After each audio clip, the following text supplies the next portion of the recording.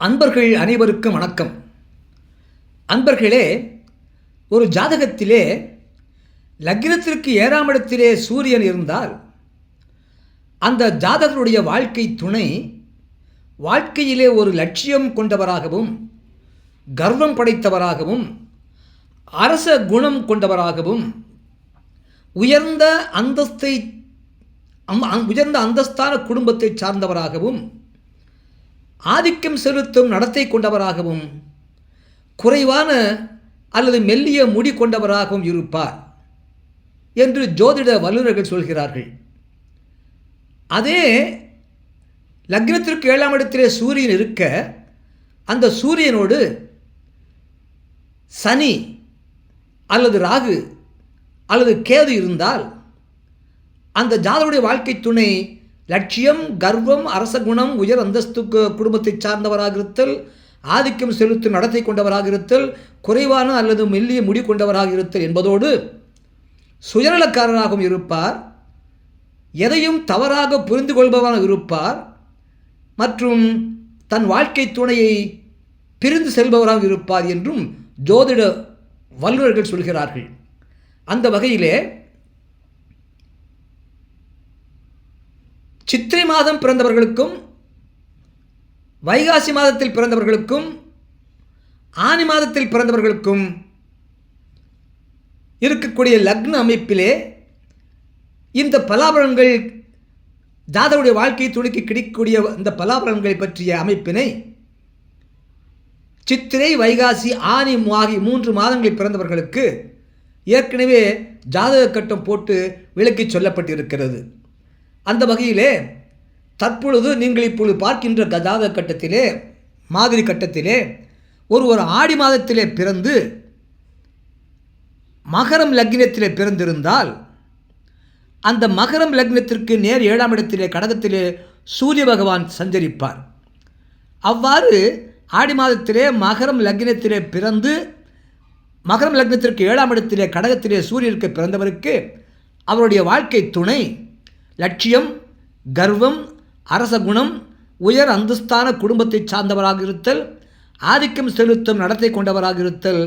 மற்றும் குறைவான அல்லது மெல்லிய முடி கொண்டவராக இருப்பார் என்பதாகும். அதே ஆடி மாதத்திலே கடகத்திலே சூரிய பகவான் இருக்க மகரம் லக்னத்திலே பிறந்து அந்த கடகத்திலே உள்ள சூரிய பகவானோடு சனி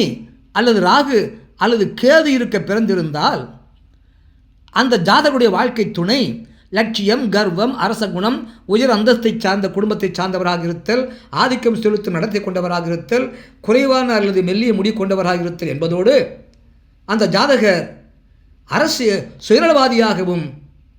எதையும் தவறாக புரிந்து கொள்பவராகவும், தன்னுடைய வாழ்க்கை துணையை விட்டு பிரிந்து செல்பவராகவும் இருப்பார் என்றும் ஜோதிட வல்லுநர்கள் சொல்கிறார்கள். அதுபோல ஒருவர் ஆவணி மாதத்திலே கும்பம் லக்னத்திலே பிறந்திருந்தால் அந்த கும்பம் லக்னத்திற்கு நேர் 7ஆம் இடத்திலே சிம்மத்திலே சூரிய பகவான் சஞ்சரிப்பார். அவ்வாறு பிறந்திருந்தால் அந்த ஜாதகருடைய வாழ்க்கை துணை லட்சியம் கொண்டவராகவும், கர்வம் படைத்தவராகவும், அரச குணம் கொண்டவராகவும், உயர்ந்த அந்தஸ்தை சார்ந்த அந்தஸ்தான குடும்பத்தை சார்ந்தவராகவும், ஆதிக்கம் செலுத்தும் நடத்தை கொண்டவராகவும், குறைவான அல்லது மெல்லிய முடி கொண்டவராகவும் இருப்பார் என்பதாகும். அதே ஆவணி மாதத்திலே கும்பத்தில் லக்னத்திலே பிறந்து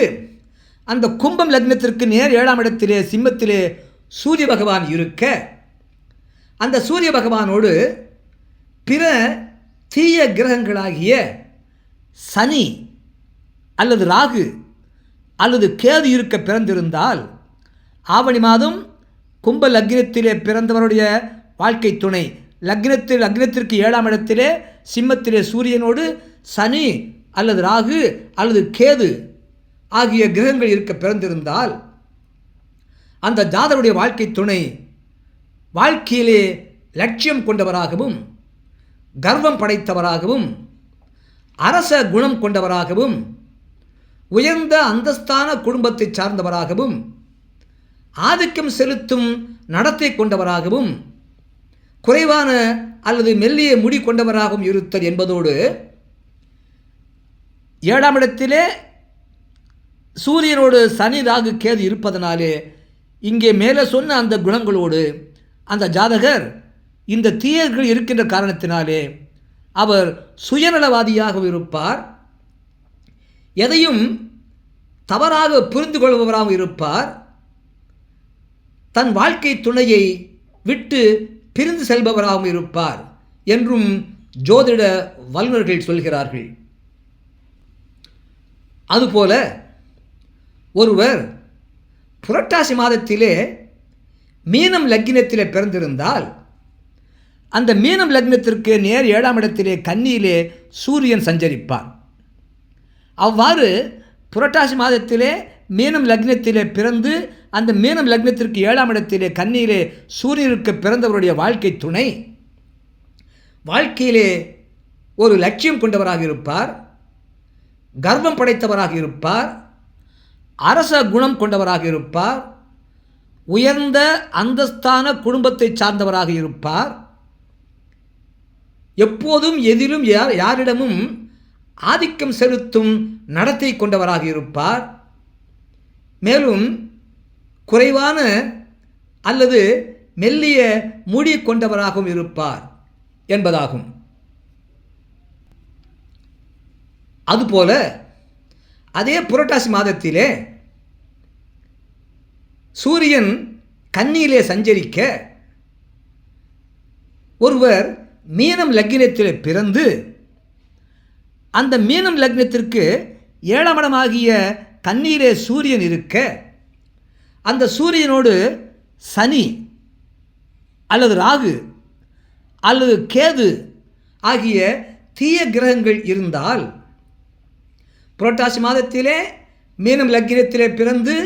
லக்னத்திற்கு 7ஆம் இடத்திலே கன்னியில் சூரியன் சஞ்சரிக்க அந்த சூரியனோடு சனி அல்லது ராகு அல்லது கேது ஆகிய தீய கிரகங்கள் இருந்தால் அந்த ஜாதகருடைய வாழ்க்கை துணை வாழ்க்கையிலே லட்சியம் கொண்டவராக இருத்தல், கர்வம் படைத்தவராக இருத்தல், அரச குணம் கொண்டவராக இருத்தல், உயர்ந்த அந்தஸ்தான குடும்பத்தை சார்ந்தவராக இருத்தல், எதிலும் எப்போதும் யாரிடமும் ஆதிக்கம் செலுத்தும் நடத்தை கொண்டவராக இருப்பார், குறைவான அல்லது மெல்லிய தலைமுடி கொண்டவராக இருப்பார் என்ற இந்த பண்புகளோடு அந்த சூரியனோடு சனி ராகு கேது ஆகியவர்கள் யாரேனும் இருப்பதனாலே அந்த ஜாதகருடைய வாழ்க்கை துணை சுயநலவாதியாக இருப்பார், எதையும் எப்போதும் தவறாக புரிந்து கொள்ளக்கூடியவராக இருப்பார் மற்றும் தன் வாழ்க்கை துணையை விட்டு பிரிந்து செல்பவராக இருப்பார் என்பதாகும். இவ்வாறாக ஒரு ஜாதகத்திலே